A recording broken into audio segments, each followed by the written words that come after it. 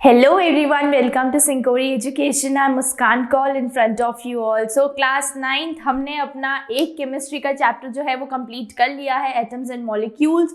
आज जो है हम अपना नेक्स्ट चैप्टर स्टार्ट करने वाले हैं जो है स्ट्रक्चर ऑफ एटम। जी हाँ, ये हमारा बहुत इंपॉर्टेंट चैप्टर है।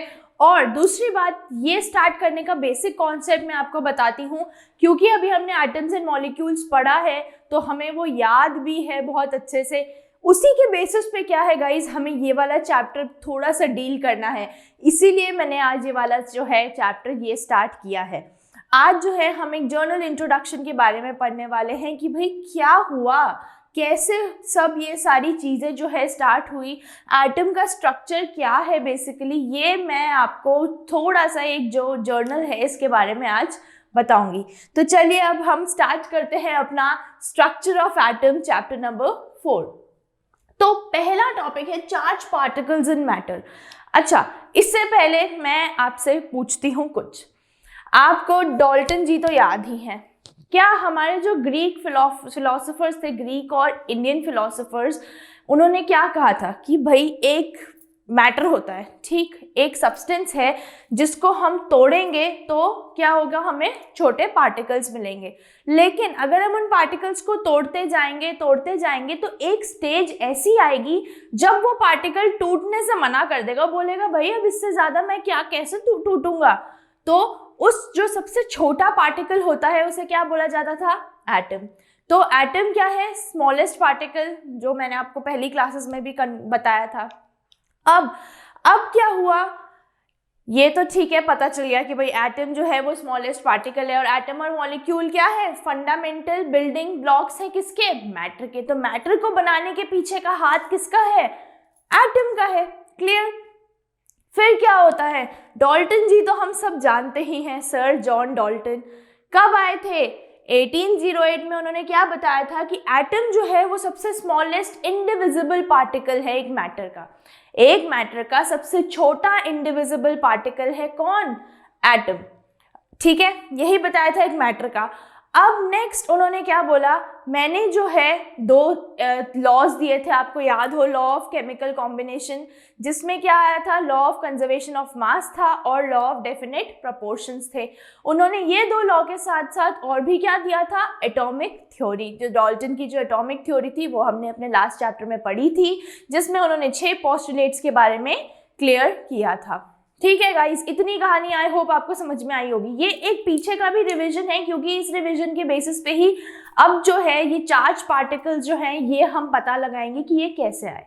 ठीक, अब the existence of different kinds of matters due two atoms and constituting them. अब क्या हुआ था, डाल्टन का जो एक थ्योरी था उसमें एटॉमिक थ्योरी में एक ये भी उन्होंने बताया था कि जो डिफरेंट हमारे पास आसपास क्या होते हैं, एलिमेंट्स होते हैं। तो एलिमेंट्स जो हैं वो एक ही टाइप के एटम से बनते हैं, मतलब जो जिन एटम से एलिमेंट्स बन रहे हैं वो एटम्स ना थोड़े बहुत सिमिलर होते हैं। कैसे, जैसे उनका शेप सिमिलर होगा, उनमें जो मॉलिक्यूल्स होंगे वो सिमिलर होंगे, right.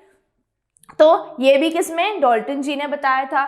He further elaborated this idea by putting forward a theory, Dalton atomic theory. जी हाँ, डाल्टन एटॉमिक थ्योरी बताई थी, जिस थ्योरी में उन्होंने लॉ ऑफ कॉम्बिनेशन और केमिकल कॉम्बिनेशन भी बताए थे। तो however Dalton's concept of atomic could not explain the facts। अब क्या हुआ, डाल्टन की जो थ्योरी थी वो मानी तो गई, लेकिन जो बाकी साइंटिस्ट थे उन्होंने डाल्टन जी से कुछ क्वेश्चंस पूछे। उन्होंने क्या बोले, ठीक है डाल्टन जी, हमने मान लिया कि आपने एटॉमिक थ्योरी दी है, हम उसको एक्सेप्ट करते हैं, आपने केमिकल कॉम्बिनेशंस के जो लॉज दिए हैं हम उनको भी एक्सेप्ट करते हैं, लेकिन हम आपसे कुछ क्वेश्चन पूछ रहे हैं, तो आप हमें बस उसका सीधा साधा एक जवाब दे दो, तो बिल्कुल आपकी जो बात है वो हम एक्सेप्ट कर लेंगे। तो वो दो क्वेश्चंस क्या पूछे गए, why do atoms of different elements differ from each other in masses and properties. सबसे पहले तो यही पूछ लिया भाई। अब डाल्टन जी तो आ गए टेंशन में, मैंने अपनी जो पोस्टुलेट था उसमें ये तो बता दिया कि एलिमेंट्स जो होते हैं उनमें सेम एटम्स होते हैं और सेम से बनते हैं, लेकिन अगर दो एलिमेंट्स की बात करूं तो उन दोनों एलिमेंट्स के बीच में क्यों नहीं कोई रिलेशन होगा, क्यों वो जो दो अलग अलग एटम्स होंगे उनके मास डिफरेंट होंगे, उनकी प्रॉपर्टीज भी अलग होगी। भाई ये क्या हुआ, तो डाल्टन जी ने तो भाई इसे सर पकड़ लिया और बोले ओहो भाई ये तो मुझे पता ही नहीं है। चलो फिर उन साइंटिस्ट ने बोला अच्छा एक और सवाल बता दीजिए, और वो सवाल क्या था, why do atoms combine to form molecule. भाई एटम क्यों कंबाइन होते हैं मॉलिक्यूल्स बनाने के लिए। आपने पूरी एटॉमिक थ्योरी दे दी, आपने एटम्स एंड मॉलिक्यूल्स में सब बता दिया कि एक एटम क्या होता है, एक मॉलिक्यूल क्या होता है, आपने सब कुछ बता दिया, लेकिन अब आप हमें ये तो बताइए कि बेसिकली एटम कंबाइन क्यों होते हैं, मॉलिक्यूल्स क्यों बनते हैं। डाल्टन जी तो बोले ओहो ये भी नहीं पता। फिर सारे साइंटिस्ट जो हो गए वो हो गए परेशान। उन्होंने क्या किया, उन्होंने कहा कि भाई अब ये तो मेन चीज़ें तो पता ही नहीं है, कहीं ऐसा तो नहीं है कि हम जो थ्योरी अभी तक मान रहे हैं वो गलत है, कहीं ऐसा तो नहीं है कि एटम इंडिविजिबल पार्टिकल ही नहीं है। तो सब क्या बहुत ज़्यादा परेशान हो गए। अब नेक्स्ट क्या होता है, आपकी एनसीईआरटी बुक में ना 2 एक्सपेरिमेंट्स दे रखे हैं, ठीक, एक्टिविटी दे रखी है यानी 2 एक्सपेरिमेंट दे रखे हैं, और ये आपने एक्टिविटी जो है अपनी क्लास 8th में भी पढ़ी होगी। कॉम्ब तो सबको पता है, कंघी, राइट। जो कॉम्ब होता है जब हम उसको अपने ड्राई हेयर्स पे रब करते हैं, यानी dry hairs in the sense ना ही आपके बालों में कोई टाइप का ना ही बाल गीले हों या फिर ना ही बाल ऑयली हों, तो यानी किसी टाइप का मॉइस्चर नहीं प्रेजेंट होगा, बाल बिल्कुल ड्राई से होंगे। तो आपको क्या करना है, आप जब बालों में अच्छे से कंघी करोगे या फिर कंघी को ऐसे रब करोगे, और जो छोटे छोटे जो पेपर के पीसेस हैं, पेपर के टुकड़े होते हैं पतले छोटे छोटे बारीक बारीक, अगर आप उस कंघी को उनके ऊपर ऐसे रख लेके जाओगे तो क्या होगा, वो पेपर के पीस जो होंगे कंघी पे चिपक जाएंगे, यही होता है। दूसरा एक्सपेरिमेंट दे रखा है एक ग्लास रॉड का। ग्लास रॉड जो थी उसको हमने क्या किया, सिल्क के कपड़े से अच्छे से रब कर दिया। सिल्क के कपड़े से रब करने के बाद क्या किया, एक बलून था, फूला हुआ बलून, जब उस ग्लास के रॉड को, for example this is a balloon, ये बलून है और ये ग्लास रॉड है, जब इसको बलून को पास लेके गए ग्लास रॉड के, तो ये क्या हो गया, चिपक गए दोनों। तो अब साइंटिस्ट ने कहा भाई ऐसा क्यों हुआ, ये बेसिकली क्या हुआ, मतलब ये चीज मतलब समझ में नहीं आई कि ये चिपके क्यों आपस में, बहुत कंफ्यूजन हो गया। एक और एग्जाम्पल देती हूँ, हम यूजुअली जब बर्थडे पार्टीज होती है तो हम क्या करते हैं, बलून भाई वो टेप नहीं मिल रही तो ऐसे सर में रब करके और दीवार पे स्टिक कर देते हैं, बहुत सारे बच्चों ने किया ही होगा। तो ये था कि भाई ये कैसे, ये क्यों हो रहा है स्टिक, सबको बहुत टेंशन हो गई। सब साइंटिस्ट ने क्या किया, एक्सपेरिमेंट स्टार्ट किए। क्या किए गाइस, एक्सपेरिमेंट स्टार्ट किए, भाई क्यों क्यों, सबको इस चीज का जवाब चाहिए था। फिर क्या किया इन लोगों ने, ये जाते जो कॉम्ब था ना उसके पास, कॉम्ब से पूछते हैं भाई तुमने जो पेपर थे, पेपर के टुकड़े, इनको कैसे पकड़ा। तो जो कॉम्ब था वो बेचारा तो डर सा गया कि भाई ये लोग ऐसे मेरे पास क्यों आ गए और ये मेरे से क्या पूछ रहे हैं। तो कॉम्ब ने क्या बोला, मैं तो शरीफ सा हूँ, मैं तो खाली एक मैटर हूँ, जिसने मुझे बनाया है आप उससे पूछो। यानी कॉम्ब मैटर है और मैटर को किसने बनाया है, एटम्स ने। तो आप क्या करो, एटम से जाके पूछो कि ये क्या है। तो अब बेसिक बात क्या हुई थी, यहां बोला गया as electrically charge objects can attract the uncharge object. जो इलेक्ट्रिकली चार्ज ऑब्जेक्ट होंगे ना वो क्या करेंगे, अनचार्ज ऑब्जेक्ट को अट्रैक्ट करेंगे। ये बात तो हमने भाई पढ़ी है कि 2 टाइप के चार्ज होते हैं, एक तो पॉजिटिव चार्ज होते हैं, एक नेगेटिव चार्ज होते हैं। ये उस टाइम तक साइंटिस्ट को भी पता था, इतने भी तो बेवकूफ थोड़ी थे, इतना छोटी मोटी चीजें तो पता ही थी। तो पॉजिटिव और नेगेटिव 2 चार्ज होते हैं। पॉजिटिव और पॉजिटिव जो होंगे यानी सेम चार्ज एक दूसरे को अट्रैक्ट नहीं करते, लेकिन ऑपोजिट चार्ज जैसे पॉजिटिव और नेगेटिव होंगे तो वो एक दूसरे को क्या करेंगे, अट्रैक्ट करेंगे। ठीक, इसलिए कहा गया तो electrical charge objects can attract the अनचार्ज। जो चार्ज थे वो किसको अट्रैक्ट करेंगे, अनचार्ज को अट्रैक्ट करेंगे। बाय कैसे अट्रैक्ट करेंगे, by inducing opposite charge on them. ठीक है, अब ये फॉर एग्जाम्पल ये कॉम्ब है, कॉम्ब को हमने रब किया तो कॉम्ब में एक चार्ज जनरेट हुआ। वो चार्ज कौन सा आया, नेगेटिव चार्ज। वो नेगेटिव चार्ज कैसे जनरेट हुआ, भाई आप कंघी को ऐसे बालों में, ड्राई बालों में रब कर रहे हो तो फ्रिक्शन प्रोड्यूस हो रहा है और उस फ्रिक्शन के कारण क्या हो रहा है, चार्ज प्रोड्यूस हो रहा है। तो वो चार्ज कौन सा हो गया, नेगेटिव चार्ज हो गया। ठीक, अब ये क्या थे, छोटे छोटे पेपर के टुकड़े थे जो मैंने आपको बताया। खैर ये वाला एक्सपेरिमेंट आप घर पे भी करके देख सकते हो गाइस, तब आपको प्रॉपर्ली समझ में आ जाएगा। तो अब इस कॉम्ब में यहाँ क्या बोला गया है कि जो इलेक्ट्रिकली चार्ज होंगे ना वो अनचार्ज ऑब्जेक्ट के साथ अट्रैक्ट करेंगे। तो अब इसका मतलब ये जो पेपर के टुकड़े हो गए ये क्या हो गए, ये हो गए हैं ma'am uncharged.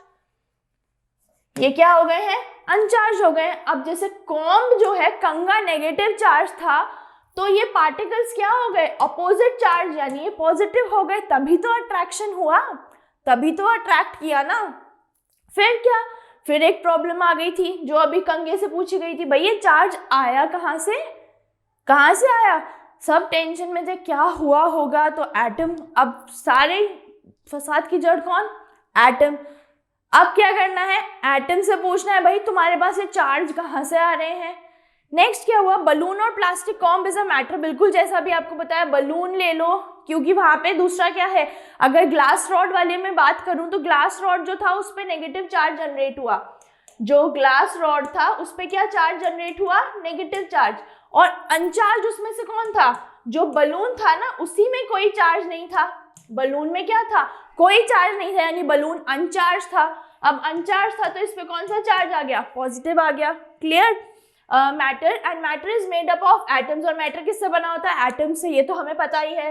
There must be some charge particle present in the matter and hence in the atom, ये तो भाई ये बात तो पक्की है, अगर मैटर पे चार्ज है तो मैटर किससे बना है, एटम से बना है, तो एटम पे तो 100% चार्ज होगा ही। ये किसने कहा, ये अब नेक्स्ट हम देखते हैं। अगर दूसरे वर्ड्स में अब साइंटिस्ट ने कहा, यानी अब भाई ये तो बात मान गए, अगर मैटर पे चार्ज है तो एटम पे भी होगा, और एटम पे चार्ज है तो एटम इनडिविजिबल तो नहीं है, तो एटम क्या है, डिविजिबल है। यानी अभी तक जो हम एटम को इनडिविजिबल मान रहे थे वो थ्योरी तो गलत हो गई, वो तो कॉन्सेप्ट ही गलत हो गया। कैसे गलत हुआ, क्योंकि एटम पे तो चार्ज होता है।